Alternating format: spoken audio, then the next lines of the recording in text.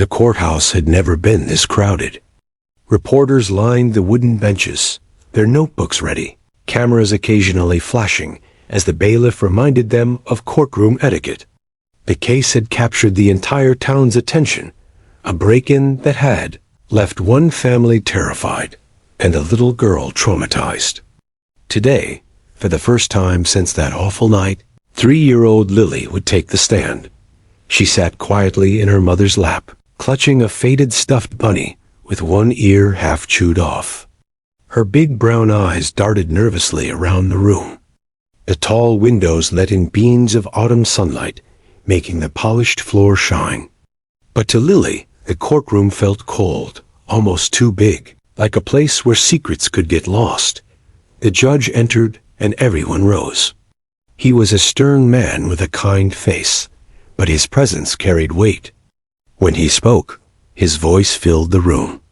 "We are here today to hear testimony in the case of State versus Carl Mason," he announced. All eyes turned to the defendant, a man in his mid-30s with short dark hair and a clean-shaven face. He wore a suit, but it didn't hide the sharpness in his eyes or the way he kept glancing at the jury, almost daring them to believe he was guilty. Lily's mother, Emily, felt her stomach twist. She had seen that man before, standing in her living room, his shadow stretching across the wall, while she hid behind the couch with her daughter. She remembered the sound of glass breaking, the thud of heavy boots on the floor, and the way Lily's tiny hand had gripped her arm so hard it left a bruise. The prosecutor, a calm woman with a reassuring smile, approached Emily and Lily.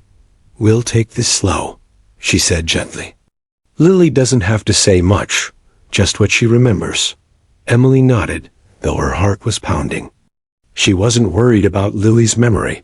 She was worried about how much fear that memory still carried. The bailiff opened a side door, and everyone turned to see a large German shepherd enter the room. His coat gleamed under the lights, and his movements were smooth and confident. This was Rex, the police canine, who had worked the case from the very beginning. He padded quietly to his handler's side, sitting obediently. Lily's head lifted instantly. For the first time since stepping foot in the courthouse, her face changed. Her eyes widened, and a small gasp escaped her lips. "Doggy," she whispered. Emily glanced down at her daughter, startled by the sudden spark in her voice. Lily's grip on the stuffed bunny loosened as she slowly pointed one finger toward Rex. The movement caught the attention of the entire room. The prosecutor paused mid-step. The defense attorney stopped shuffling his papers. Even the judge seemed to notice the child's reaction. The air shifted, as though everyone could sense something significant was about to happen. Rex, as if on cue, turned his head toward Lily.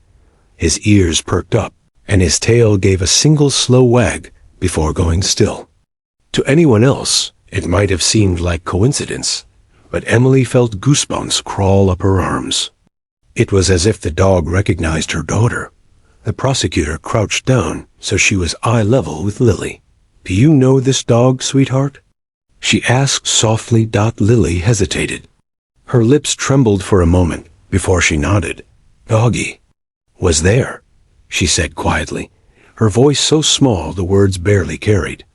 A ripple went through the courtroom. The judge tapped his gavel once, not in reprimand, but as if to call the room back to order. "Let the record show the witness has identified the canine present," he said. The defense attorney raised an eyebrow, a slight smirk forming on his face. "Your Honor, she's 3 years old," he said dismissively. "Children that young can't be considered reliable witnesses. She's likely just excited to see a dog."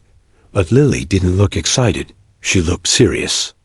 Her little brow furrowed, and she clutched the bunny to her chest, as if bracing herself. The prosecutor stood and faced the judge. "With all due respect, Your Honor, we believe this child's memory of that night is crucial. Her reaction to the canine is relevant and should be heard." The judge nodded slowly. "Proceed, but keep it gentle. This is a young witness."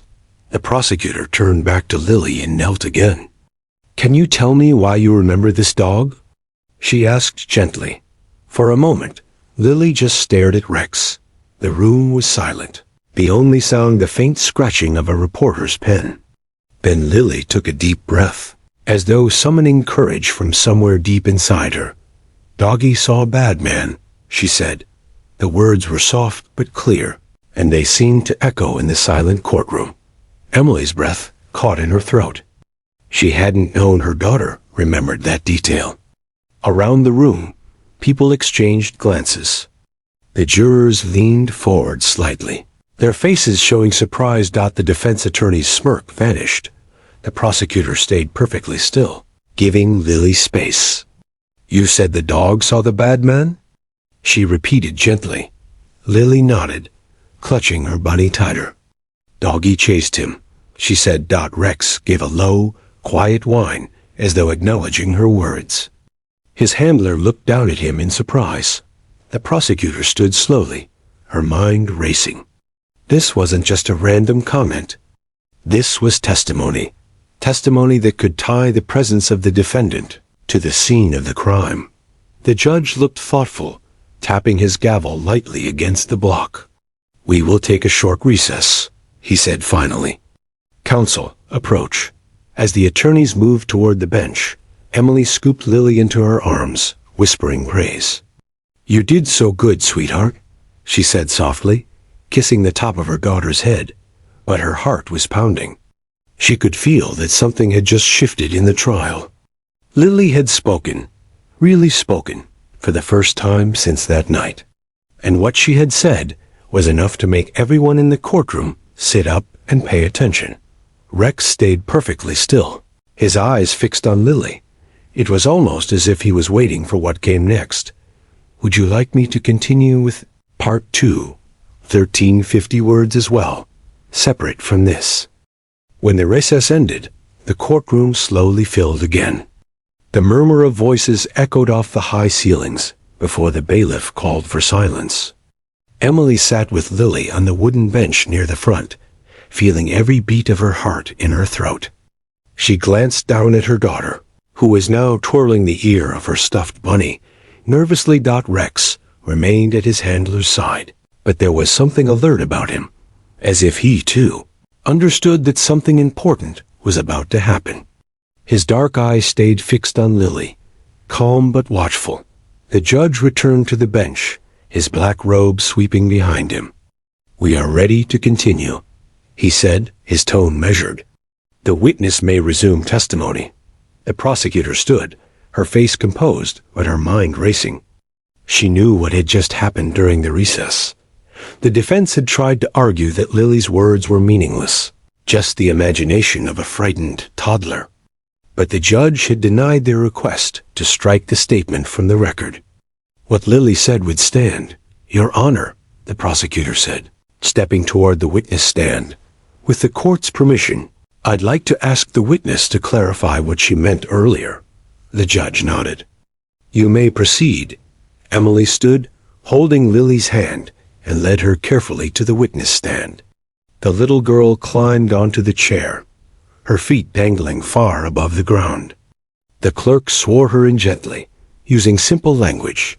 Do you promise to tell the truth, as best as you remember it? Lily nodded solemnly. The courtroom fell completely silent. It wasn't just quiet.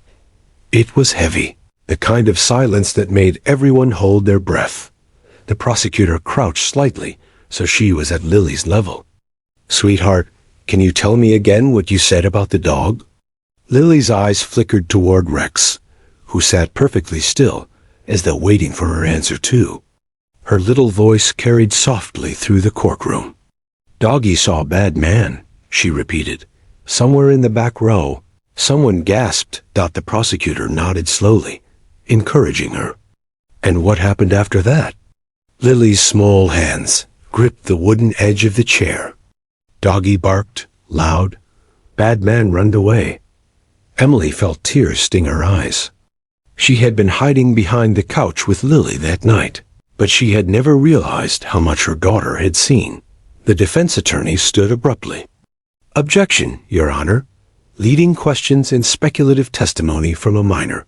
The judge raised a hand. Overruled. The witness may answer. The defense attorney sat down, his jaw tight. The prosecutor's voice stayed soft, patient. Lily, can you tell us if you see the bad man here today? For a moment, the entire courtroom seemed to stop breathing. Lily looked slowly across the room, her gaze sweeping over the rows of strangers. Then her eyes landed on the defendant at the defense table. Her finger lifted, small but steady.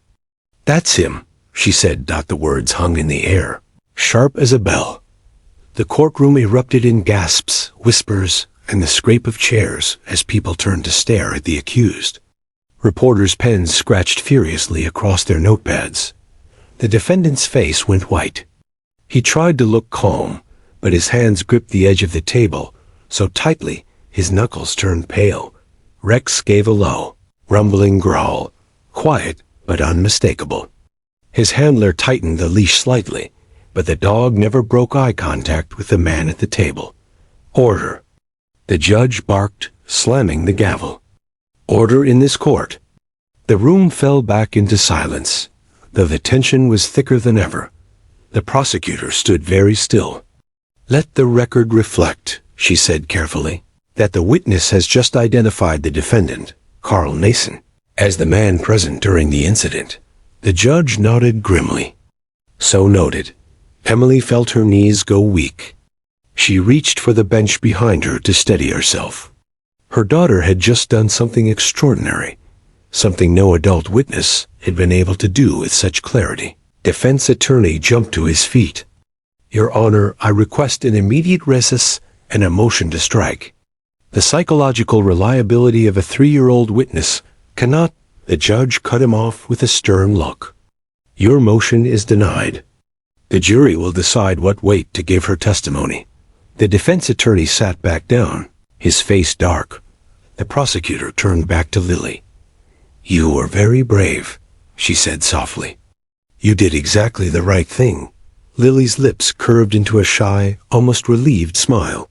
For the first time since she had been carried into the courthouse that morning, she seemed less afraid. Emily couldn't hold back her tears anymore. She reached out for her daughter as the judge called for another short recess to calm the courtroom. As they stepped down from the witness stand, Rex suddenly stood, wagging his tail once as if to signal approval. The handler didn't pull him back.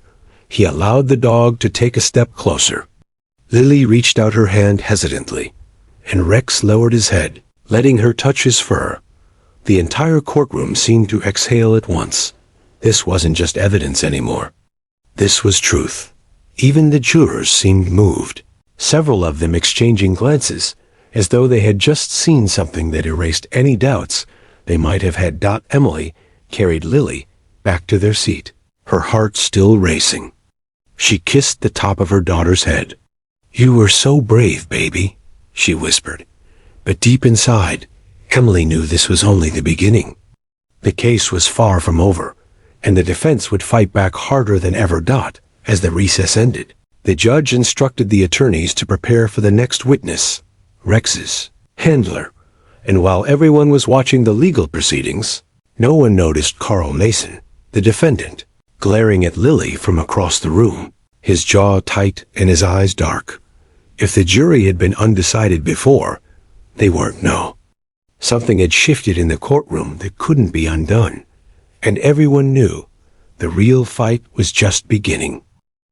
The air in the courtroom still felt charged when the bailiff called the next witness. This time, it was Sergeant David Cole, Rex's handler. He walked confidently to the stand, his uniform pressed, his badge gleaming under the lights. Rex trotted obediently at his side, his nails clicking against the wooden floor. Please state your name and occupation for the record, the prosecutor said.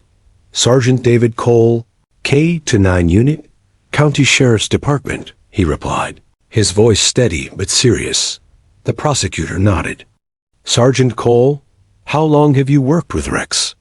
3 years, Cole said, glancing briefly at his partner. He's one of the most disciplined and highly trained canines South I've ever worked. With. And were you and Rex called to the scene on the night in question? Yes, ma'am, Cole confirmed. We were dispatched just minutes after the break-in was reported. We arrived to find a broken window, footprints in the mud, and a frightened woman and child who had hidden until deputies arrived. Emily felt her stomach twist as she relived that night. The prosecutor continued. Can you walk us through what happened next? Cole nodded, sitting straighter. Rex immediately picked up the scent from the back porch. He led us through the yard, across a ditch, and into the woods. The trail was strong, so we followed. Within minutes, Rex began barking, a signal that the suspect was near. Rex shifted slightly at Cole's words, as if he remembered that night too. And did you find anyone? The prosecutor asked. Cole's expression hardened. Yes, the suspect was hiding behind an old shed. When we approached, he attempted to run, but Rex cut him off. He barked aggressively and held his position until we were able to apprehend the man. The jurors leaned forward, clearly fascinated. The prosecutor nodded. Was the man identified? Yes. He was later confirmed to be Carl Mason, the defendant. The defense attorney jumped up. Objection, hearsay. Overruled, the judge said immediately. The officer may continue. Cole went on, his voice unwavering. We also recovered several items in that shed, items later matched to the stolen property reported by the victim, including a watch, a wallet, and a laptop. Rex alerted us to the exact spot where the items were hidden, which allowed us to collect them as evidence. A low murmur went through the courtroom. The prosecutor approached the evidence table, lifting a sealed bag containing a gold wristwatch. Is this one of the items recovered that night? Yes, ma'am, Cole said. And can you confirm that this discovery was made because of Rex's tracking? Absolutely, Cole replied, glancing at his dog with something almost like pride. Rex refused to leave the area until we had searched every inch. If not for him, we might never have found where the suspect had stashed the stolen goods. Lily shifted in her seat, hugging her bunny tighter. She whispered something to Emily, who smiled faintly and kissed the top of her head. The prosecutor's expression softened. Sergeant, in your professional experience, do K-9 South often make this level of difference in a case? Cole hesitated, then shook his head. I've seen a lot of good police work in my career, but this was different. Rex didn't just find the suspect. He stayed locked on him, as if he knew exactly who we were after. He kept everyone safe that night, including the little girl. Rex's ears flicked as if he understood the praise. The prosecutor smiled. No further questions. The judge turned to the defense attorney. Cross-examination? The defense attorney stood, straightening his tie. Sergeant, you say your dog tracked this scent through the woods. How can you be certain he didn't pick up the scent of someone else? Another person, perhaps? Cole didn't blink. Because we train our dogs to track specific scents, Counselor. We gave Rex a clothing item from the house that carried the suspect's scent. He followed it without deviation. The defense attorney smirked faintly. And you expect this court to believe a dog can't make mistakes? Cole's jaw tightened, but his answer was calm. Dogs can make mistakes, yes. But not Rex. He's certified, tested, and has a 98% accuracy rate on all scent trails he's worked. That night, he didn't hesitate once. The defense attorney paced slowly, as though looking for a weak spot. And you say he alerted to this man? How exactly does a dog tell you someone is guilty? Cole's gaze hardened. Rex doesn't tell me who's guilty. He tells me who was there. And he told me this man was at that house.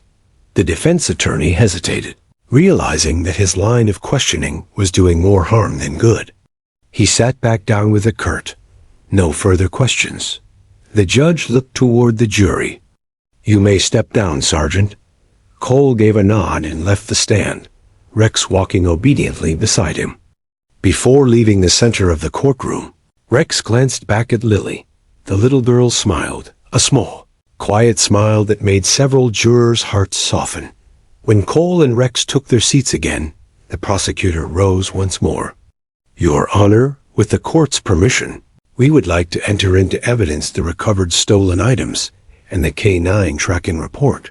Granted, the judge said, nodding. Emily felt a wave of relief wash over her. For weeks, she had felt like no one would ever believe what had happened that night, that it would all come down to her terrified daughter's word against a dangerous man's denial. But now, with Rex's handler's testimony, the story was coming together piece by piece.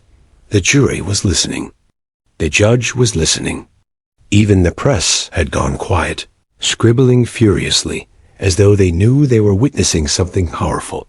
For the first time, Emily felt hope that justice might actually be served. But as she glanced toward the defense table, she saw Carl Mason staring back at her, his expression dark and unreadable. She shivered. The trial was far from over. The courtroom was tense when the judge called the next session to order. Jurors returned to their seats, whispering quietly until the gavel came down. Emily held Lily's hand, her thumb brushing over her daughter's tiny knuckles. She could feel the little girl's nervousness in every twitch of her fingers. But there was something else there now, too. Determination. The prosecutor rose. Your Honor, we request permission to recall the witness, the child, for one final question. The defense attorney immediately stood. Objection, Your Honor. The witness has already given testimony. This is harassment. The judge frowned. Counselor, sit down. The court will hear one final question. The room fell quiet again. The prosecutor approached the witness stand, her heels clicking softly on the polished floor. Lily, she said gently, crouching down so she was eye level with the girl again. You've been very brave today. I just have one last question, and then you're all done. Can you do that for me? Lily nodded, clutching her stuffed bunny. The prosecutor's tone softened even more. Can you tell us who the bad man was? For a moment, there was only silence. The kind of silence that prickles at the back of your neck. The jurors leaned forward. Reporters froze mid-sentence, their pens hovering above their notepads. Lily's wide eyes scanned the room slowly. She looked at the prosecutor, then at her mother, and finally at the rows of people seated behind the defense table. Her small hand rose, trembling slightly. That's him, she said. 2 words. But those 2 words landed like a thunderclap. Gasps erupted around the courtroom. One juror covered her mouth with her hand. Another leaned back in his chair, visibly shaken. Emily felt her breath catch. She hadn't realized until that moment that she'd been holding it in. Her daughter had done it. She had pointed directly at Carl Mason. The defendant's face drained of color. He shifted uncomfortably in his seat, his jaw clenching. Rex, still lying calmly at his handler's feet, suddenly stood. His ears shot forward, his body alert, and a low growl rumbled from his chest. It was quiet but unmistakable. The judge slammed his gavel. Order! Order in the court! The bailiff moved quickly to quiet the murmurs, but the shock in the room was too palpable to ignore. Even the reporters were stunned, their pens flying across the paper as though trying to capture every detail. The prosecutor spoke carefully. Let the record reflect that the witness has just identified the defendant, Carl Mason, as the man she saw the night of the crime. The judge nodded gravely. So noted. The defense attorney sprang to his feet. Your Honor, I move to strike this testimony. The reliability of a 3-year-old child is denied, the judge interrupted sharply. The jury will give it the weight it deserves. The defense attorney's face twisted in frustration as he sat back down, but the damage had already been done. Emily felt tears well up in her eyes as she reached out for her daughter. You did so well, baby, she whispered, hugging her tightly. The prosecutor smiled softly at Lily. Thank you, sweetheart. You were very brave. As Emily carried Lily back to their seat, Rex took a step closer, wagging his tail slowly. Lily reached out one small hand and touched his head. The dog seemed to relax, sitting back down quietly, as if satisfied that the truth had finally been spoken. The jury was visibly shaken. One man scribbled notes furiously. Another sat completely still, staring at Carl Mason, as though seeing him for the first time. The judge called for a brief recess to allow the room to settle. During the break, the reporters rushed toward the hallways to make calls. "Kid points at defendant," one muttered. "Courtroom erupts." It would be on every news station by nightfall. Emily sat on the bench, holding Lily close. Her daughter was calmer now, almost relieved, as if saying those words had taken a heavy weight off her small shoulders. "You are so strong," Emily said softly. "Mommy's proud of you." When the court reconvened, the atmosphere was electric. Even the defendant seemed rattled, no longer sitting with the same smug confidence he had earlier in the trial. His lawyer whispered furiously to him, but Carl Mason only nodded stiffly, his gaze fixed on the table in front of him. The prosecutor stood to address the jury. "Ladies and gentlemen, you have now heard from every witness. The child you saw today is not just a frightened little girl. She is the only person who saw what happened that night, and her words have been clear and consistent." She gestured toward Rex. "This dog tracked the scent, found the stolen property, and led police directly to the man responsible. And today, in this courtroom, a 3-year-old child pointed to that man and said, 'That's him.'" The jury remained silent, but their faces said everything. They were listening. The defense attorney tried to salvage the moment during cross-examination, questioning whether a toddler could truly recognize the defendant after so much time had passed. But the attempt fell flat. The jurors had seen Lily's steady finger, had heard the firmness in her voice. There was no mistaking it. This was not confusion. This was recognition. When court adjourned for the day, people left in hushed tones. The energy that had filled the room during Lily's testimony lingered in the air, like the faint echo of a thunderstorm after it passes. Reporters gathered outside, cameras flashing as they tried to interview anyone connected to the case. "The trial just changed completely," one anchor said into her microphone. "The jury has now seen the case through the eyes of its smallest witness, and it may be the moment that seals the verdict." Emily shielded Lily from the noise as they left the courthouse, holding her close. Inside, Rex walked proudly beside his handler, his tail swishing as though he knew they were closer than ever to justice. And Carl Mason? He sat at the defense table long after most people had left, his hands clasped tightly in front of him. For the first time, his confident mask had slipped, replaced by something that looked a lot like fear. The next morning, the courtroom was packed even tighter than before. Word of Lily's powerful 2-word statement had spread throughout the city overnight. Reporters filled the press benches, cameras flashed outside the courthouse, and members of the public lined up early to watch what had suddenly become the most talked-about trial of the year. Emily sat quietly in the front row, holding Lily on her lap. The little girl's head rested on her shoulder, her eyes wide but calm. Emily whispered softly to her, reassuring her that today she wouldn't have to speak. Today, it was Rex's turn. When the bailiff announced, "All rise," everyone stood as the judge entered. The gavel came down. "Court is now in session," the judge said, his voice steady but carrying a weight of anticipation. "Call your next witness." The prosecutor stood, her face composed, but her energy unmistakable. "Your Honor, the state calls Officer Daniel Hayes to the stand, handler of Canine Rex." All eyes turned as Officer Hayes approached the witness stand, Rex trotting obediently at his side. The sight alone commanded attention. The German shepherd's coat gleamed under the courtroom lights, his head held high, his movements precise. He wasn't just a dog. He was a working officer, every bit as professional as the humans in uniform. After Hayes was sworn in, the prosecutor began.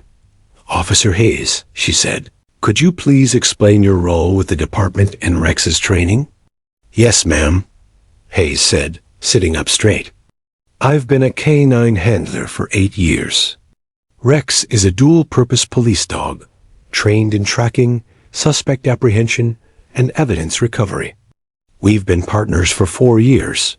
And how would you describe Rex's reliability when performing these tasks?" Hayes smiled faintly, glancing at his partner. "Rex has a near-perfect record. When he picks up a scent trail, he follows it until he finds what he's looking for. He's been instrumental in solving dozens of cases." The prosecutor nodded. "Let's talk about the night in question. What happened after you were called to the scene?" Hayes leaned forward slightly. "When we arrived, the scene was chaotic. Officers had already found signs of a break-in, and several valuable items were missing. Rex was brought in to track the suspect. We started at the point of entry, where he caught a scent almost immediately. The jurors were rapt as Hayes continued, describing the tense chase through alleys and backyards, Rex leading the way. He pulled hard on the lead," Hayes explained, "which told me the scent was fresh. At one point, he alerted near a dumpster, and that's where we recovered the stolen watch belonging to the victim. That was our first major piece of evidence." Emily felt a chill run down her spine. She remembered that watch. The victim's wife had been wearing it the day of the memorial service. It was more than just an object. It was a piece of a life stolen away. Hayes went on. "Rex didn't stop there. He kept following the trail. About 2 blocks later, we encountered a man who matched the description given by a neighbor. When the suspect saw us, he ran. Rex pursued and brought him down without causing serious injury. The man was later identified as Carl Mason." The prosecutor gestured toward the defense table. "The defendant sitting here today?" "Yes, ma'am," Hayes said firmly. The jurors exchanged looks. Some scribbled notes. Others simply stared at Mason, whose jaw had tightened visibly. "Officer Hayes," the prosecutor continued, "what did Rex do after apprehending the suspect?" "He stood guard until we placed the man in handcuffs. Then he sat, waiting for the next command. That's standard procedure. But what struck me most was how alert he remained, even as other officers secured the scene. He was keyed in, almost as though he knew he had just caught someone dangerous." Rex, lying calmly at Hayes's feet, lifted his head as if on cue. A soft murmur rippled through the room. The prosecutor smiled slightly. "Your Honor, may we allow Rex to demonstrate his alert behavior for the jury?" The judge nodded. "Proceed." Hayes reached into his pocket and produced a small evidence marker. He placed it a few feet away, giving Rex the command. Immediately, Rex stood, walked over, and sat perfectly still beside it, staring at the object until released. "This," Hayes explained, "is Rex's trained response when he finds evidence or the source of a scent trail. This is what he did the night we found the stolen property." The jurors watched closely, several nodding as if impressed by the dog's discipline. The prosecutor thanked Hayes and turned to the judge. No further questions. When the defense attorney stood for cross-examination, he tried to cast doubt on Rex's reliability. "Officer Hayes," he said, "isn't it true that dogs can be wrong? That they can alert on innocent people?" Hayes didn't flinch. "Dogs are living creatures, yes. But Rex has been tested regularly. His accuracy rate is over 98%. In this case, his tracking led us to stolen property and to the defendant. That's not coincidence. That's training and skill." The attorney pressed harder. "But the jury can't ask Rex what he saw, can they? They can't verify his thoughts." Hayes shook his head. "No, sir. But they can see the results. The evidence speaks for itself." It was a strong answer, and the defense attorney knew it. He ended his questioning quickly, visibly frustrated. When Hayes and Rex stepped down, something remarkable happened. Several jurors followed them with their eyes all the way back to their seats, as if silently acknowledging the dog's service. Emily felt a lump in her throat. She had always believed in Rex, but seeing the jury react to him this way filled her with a new wave of hope. During the recess that followed, reporters crowded outside to capture the image of Rex exiting the courthouse beside Hayes. Today's testimony could be the turning point, one journalist said into a microphone. Jurors not only heard how Rex tracked the suspect, they saw firsthand the discipline and reliability of a trained police K-9 inside. Emily knelt beside Lily. "Did you see how Rex sat by the evidence marker?" she asked softly. Lily nodded solemnly. "He's a good dog," Emily smiled. "Yes, sweetheart. He's a very good dog." When court resumed, the tension had shifted again, this time even more heavily against Carl Mason. The jury had now heard from the child who saw him and from the dog who tracked him. The case was building like a storm, gathering power with every passing moment. And somewhere deep down, Emily felt it. Justice was coming closer. When the courtroom reconvened after the testimony, the air felt heavier than ever. Jurors returned to their seats with quiet determination, flipping open their notebooks and reviewing every detail they had recorded. Some whispered to each other, glancing at the defendant. Others stared at Rex and Lily, as if trying to piece together the full story. Emily adjusted her grip on Lily's tiny hand. The little girl sat upright, clutching her stuffed bunny. Her eyes were wide, but she seemed calmer now, a quiet confidence having replaced the fear she'd shown when she first entered the courtroom. The courage she had displayed earlier, the two words that had changed everything, seemed to linger in the room, like an invisible shield protecting her. Carl Mason, on the other hand, looked increasingly tense. He shifted in his seat, eyes darting between the jury and his defense attorney. Every word, every piece of evidence that had been presented weighed heavily on him. He had come to court, expecting to intimidate witnesses, expecting confidence to sway the jury in his favor. But he hadn't anticipated a tiny child's memory and a dog's trained instincts. And now he was cornered. The prosecutor rose slowly, giving the courtroom a calm, measured gaze. She addressed the jury first. "Ladies and gentlemen," she began, her tone gentle but firm. "You have heard testimony from witnesses both human and canine. You have heard from Lily, a 3-year-old child who saw the events unfold, and from Sergeant Cole and Officer Hayes, who tracked and apprehended the defendant with Rex's help. This is not just testimony. It is a story of courage, precision, and justice." She paused, letting the words sink in. The jury's attention never wavered. "You've seen that Rex. The K-9 led the officers to the stolen property," she continued. "You've seen how Lily identified the defendant in this courtroom. And you've seen the defendant himself, whose actions that night endangered the child and led to the loss of personal property. This is the story you must consider in your deliberation." Carl Mason's defense attorney rose to give his closing argument. He spoke quickly, trying to minimize the impact of what had been presented. "Members of the jury," he said, "you have heard from a child who is 3 years old. Her memory cannot be considered reliable in isolation. You have seen a dog, a trained animal, but animals are not infallible. And while the officers testified to their actions, there is room for doubt. There is always room for doubt. And in this system, that doubt must benefit the defendant." The prosecutor listened, unmoved, before standing again. "Your Honor, members of the jury," she said, "the evidence is clear. We do not ask you to guess or to assume.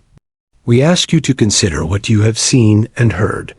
A child with courage beyond her years, a K-9 with impeccable training and judgment, and officers who followed every proper procedure.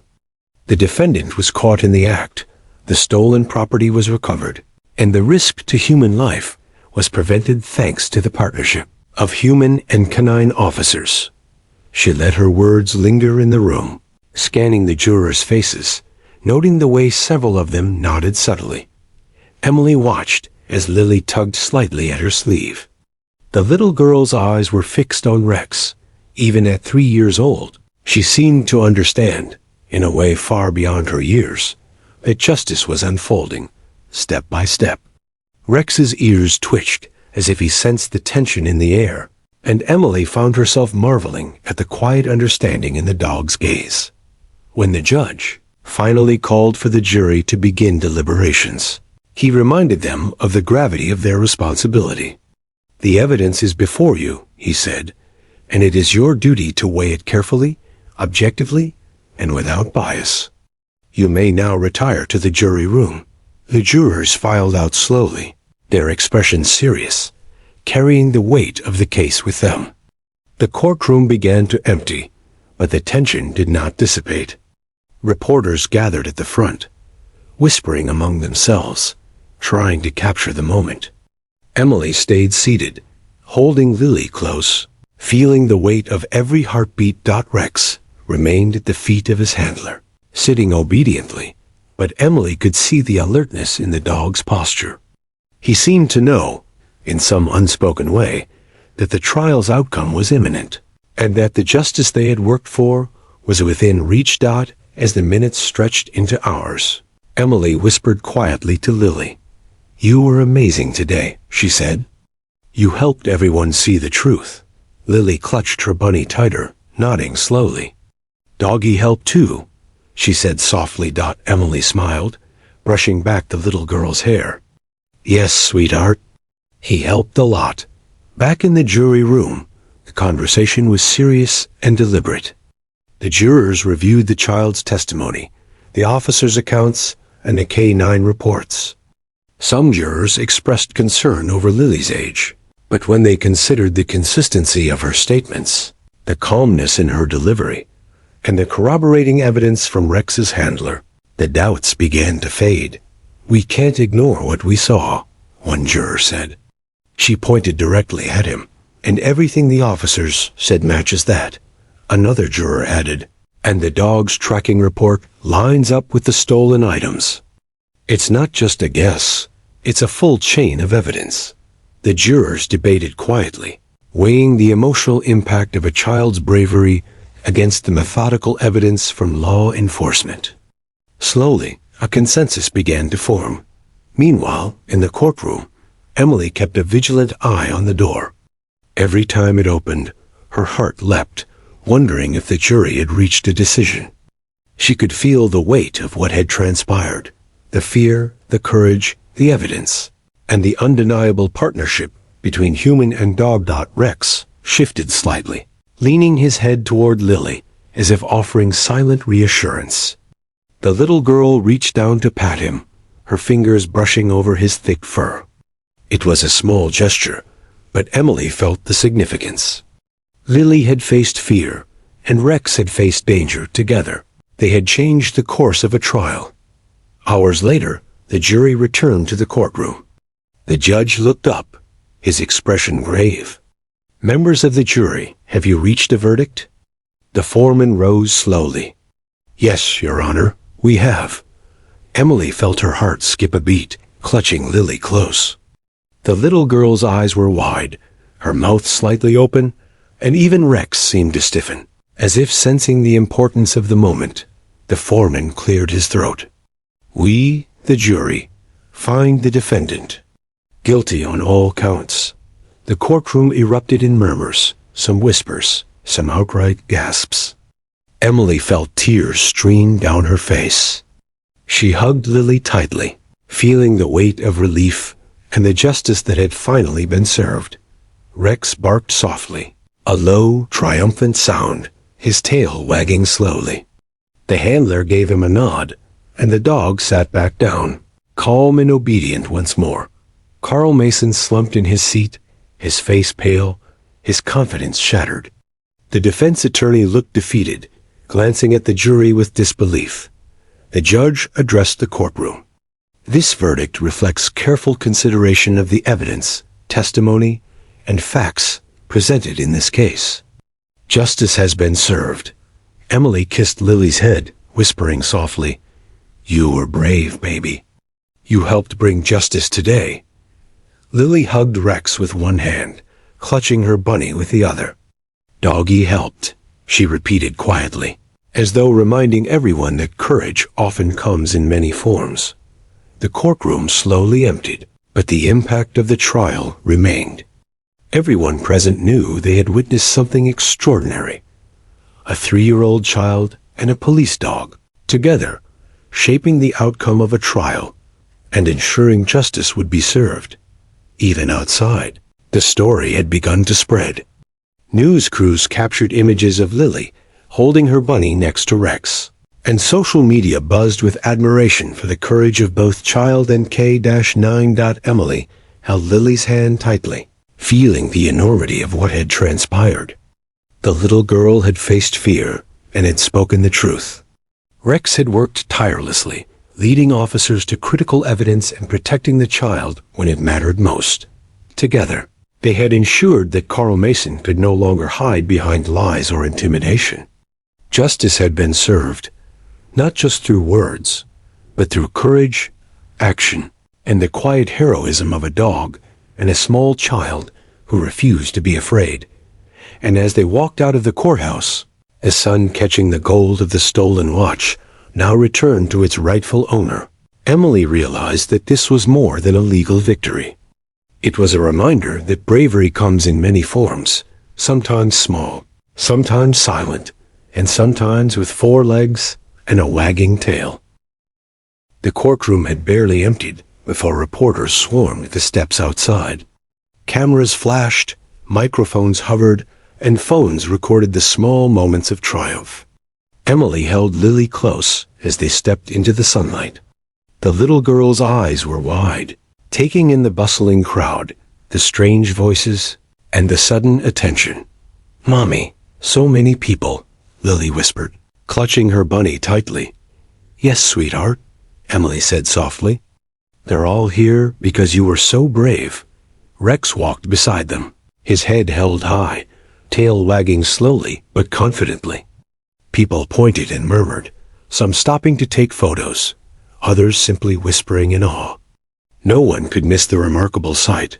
A tiny child, her stuffed bunny in hand, walking alongside a German shepherd, whose reputation now rivaled that of the most famous police officers in the country.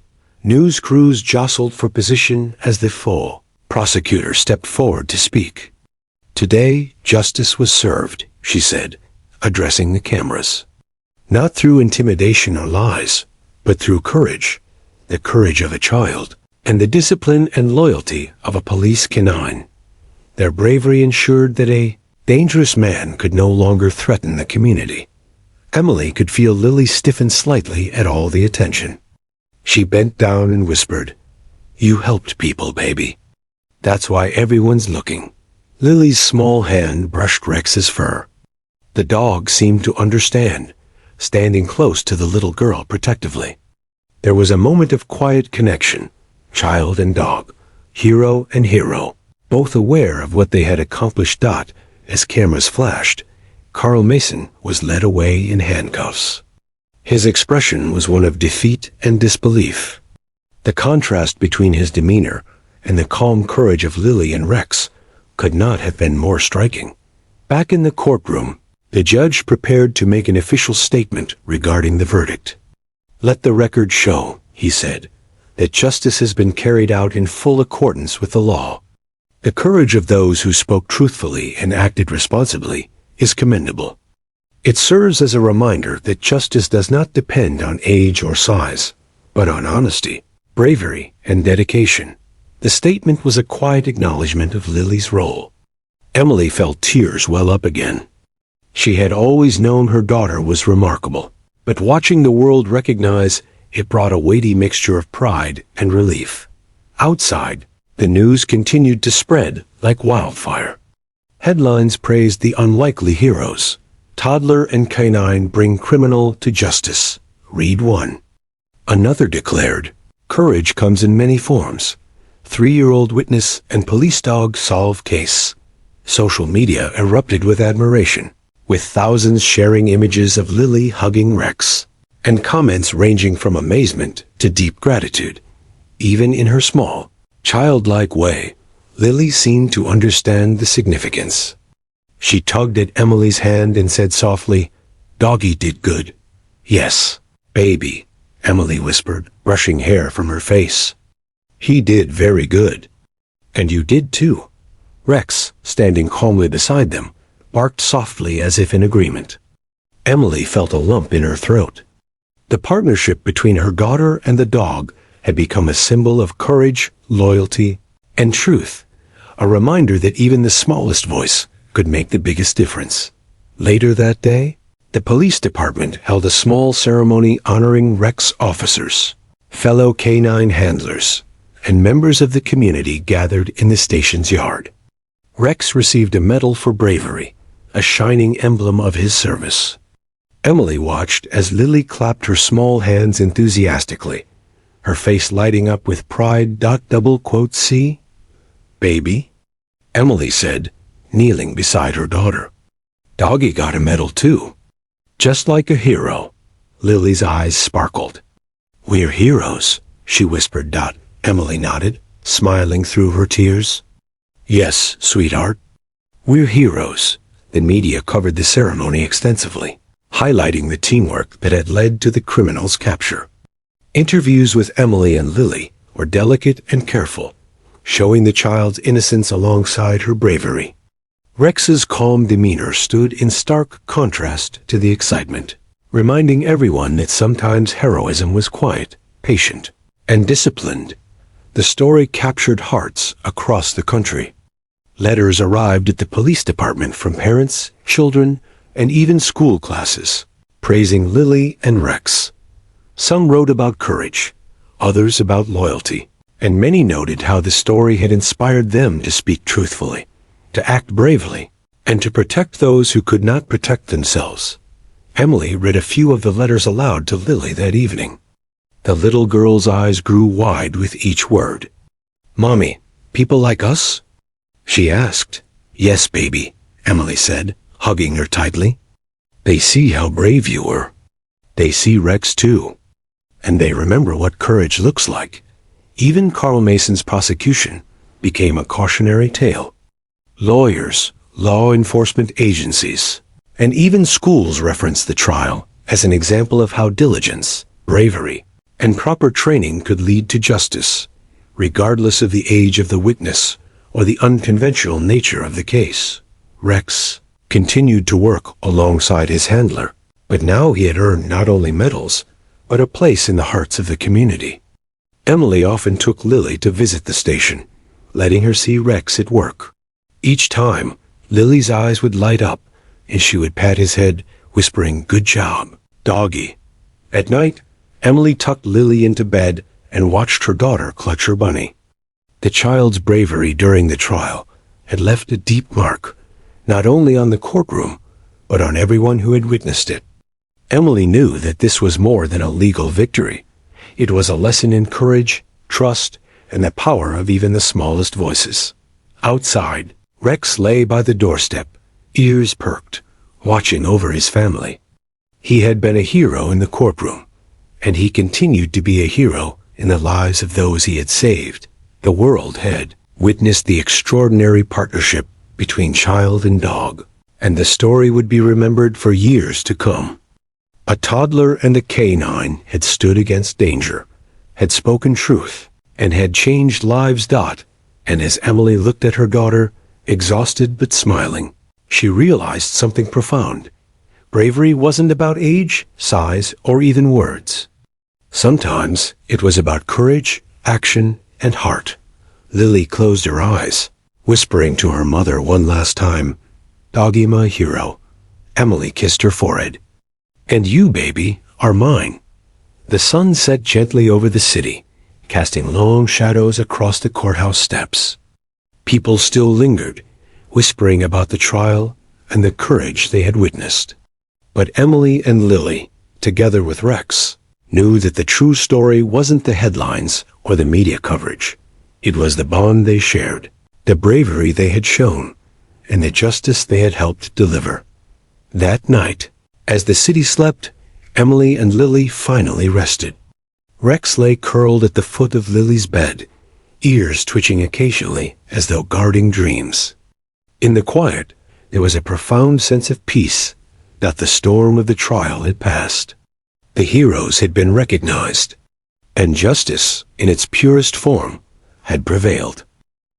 Weeks had passed since the courtroom drama that had captivated the city. Carl Mason was behind bars. The stolen property had been returned, and the trial had become a landmark story of courage and justice. Yet for Emily and Lily, the world had shifted in quieter, more personal ways. The small apartment they returned to felt different. Sunlight streamed through the windows, but the memories of the trial still lingered.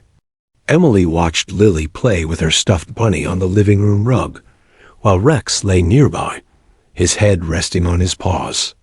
The dog had become an inseparable presence in their home, a protector, a friend, and a symbol of bravery. Lily glanced at Rex and giggled. "Doggy help everyone, Mommy." Emily smiled, brushing back her daughter's hair. "Yes, baby." He did. And so did you. It wasn't just words. Emily could see in her daughter's demeanor a newfound confidence, a quiet assurance that she had faced something frightening and emerged with courage intact. The trial had changed more than the legal outcome. It had left an imprint on her young spirit that would last a lifetime. One afternoon, Emily received a letter from the county sheriff's department. The envelope bore an official seal and a note that made her heart skip a beat.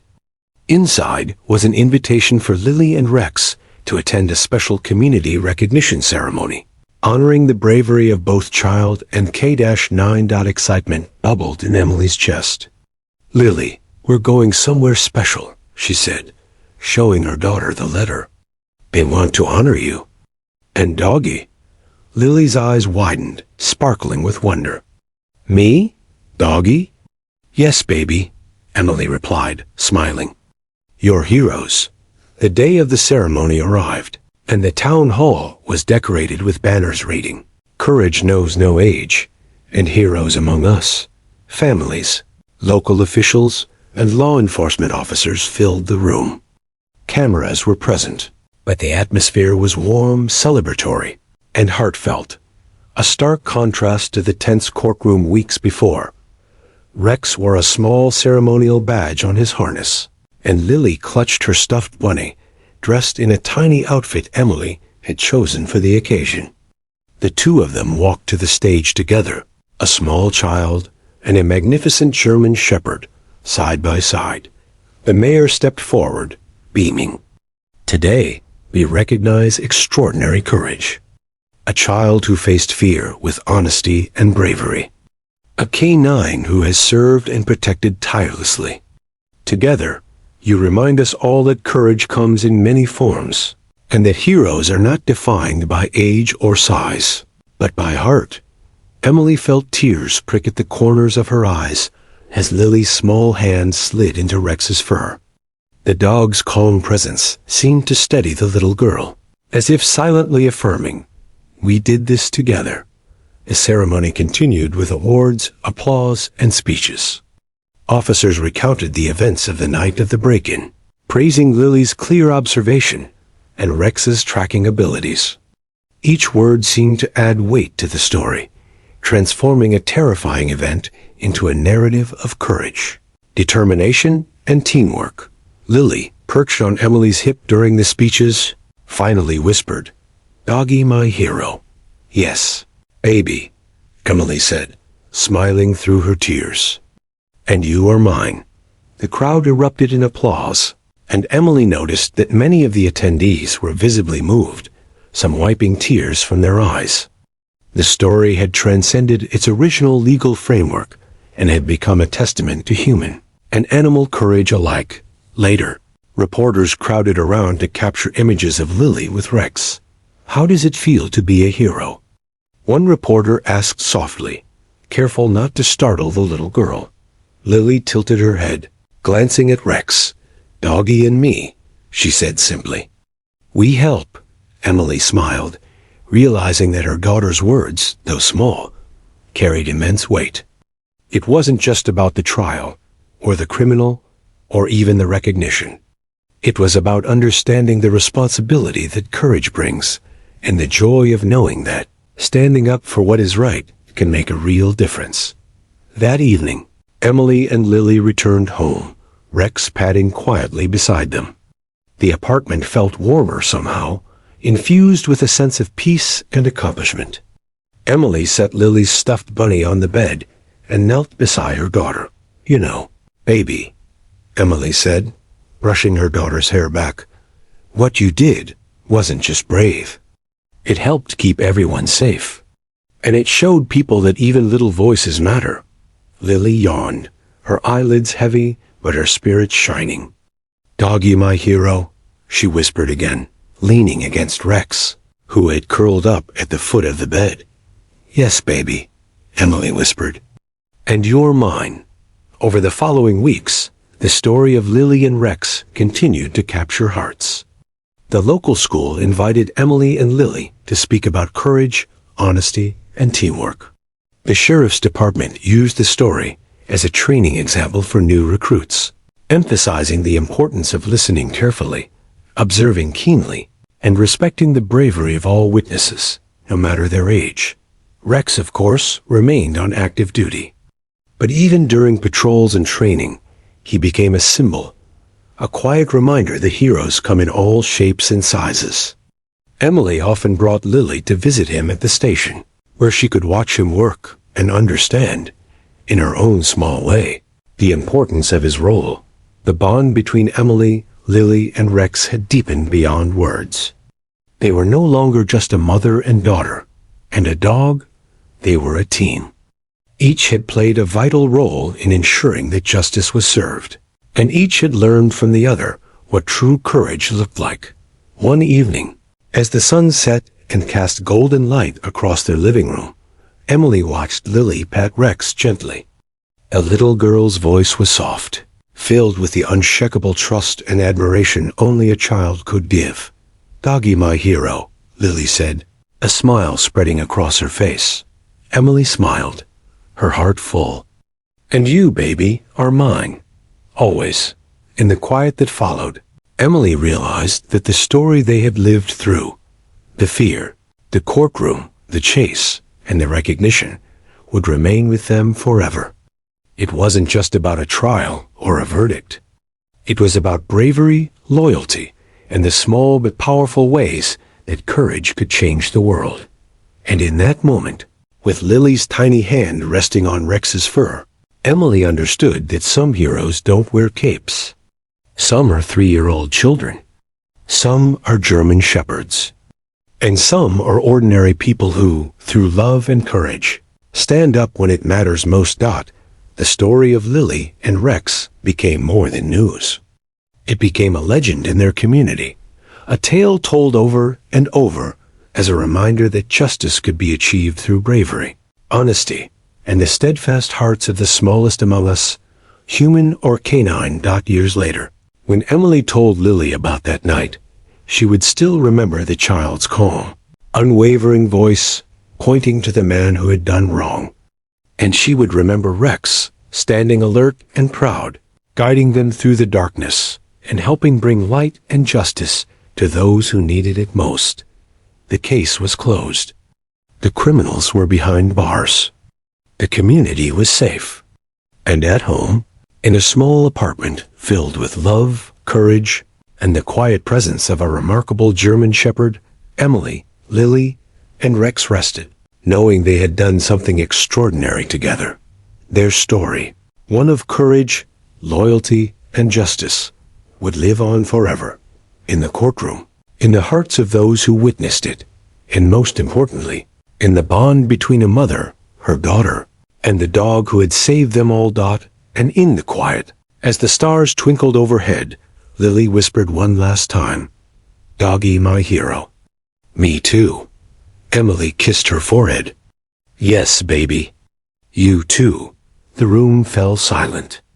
Outside, the city continued its rhythm, unaware of the extraordinary courage that had played out in one small courtroom. Inside, a family slept, safe, proud, and forever changed. Rex lay at the foot of the bed, ears twitching occasionally, alert but calm. And for Emily and Lily, the knowledge remained.